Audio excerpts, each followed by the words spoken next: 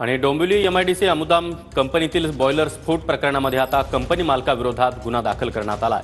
मालती मेहता आणि मलय मेहता यांच्या विरोधामध्ये सदोष मनुष्यवधाचा गुन्हा नोंदवण्यात आलाय। बॉयलरच्या स्फोटामध्ये आतापर्यंत 11 जणांचा मृत्यू झालेला आहे। आणि डोंबिवलीतील स्फोटाला सरकार जबाबदार असल्याचा गंभीर आरोप आता विरोधी पक्षनेते अंबादास दानवे यांनी केलाय। महाविकास आघाडी सरकारच्या काळामध्ये 5 कंपन्या हलवण्याचा निर्णय झाला होता। शिंदे सरकारने पुढे काहीच पाऊल उचललं नाही असा आरोप आता अंबादास दानवे यांनी केलाय।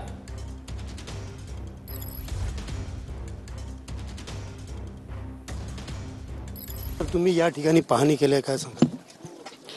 मला असं वाटतं मी बोललोय या ठिकाणी जो ॲक्सिडेंट हा भयानक आहे, कारण या भागात हा रेसिडेन्शियल एरिया असताना इथं केमिकलच्या मोठ्या मोठ्या फॅक्टरीज आणि जे केमिकल्स विष म्हणूनच ओळखले जातात, याच्यावर कारवाई होण्याची आवश्यकता होती। याच्यावर लक्ष नाही, रिएक्टर हे झालेलं आहे, रिएक्टर विषयी सरकारचं धोरण नाही, या सगळ्या बाबी याला कारणीभूत आहे। याआधी आपण उद्धव ठाकरेंची सत्ता असताना या ठिकाणी या कंपन्या दुसरीकडे न्याव्या असं म्हटलं जात होतं। ठरलं होतं तसं, परंतु नंतर या गोष्टी झालेल्या नाही, या सरकारने त्याच्याविषयी पावलं उचललेली नाही।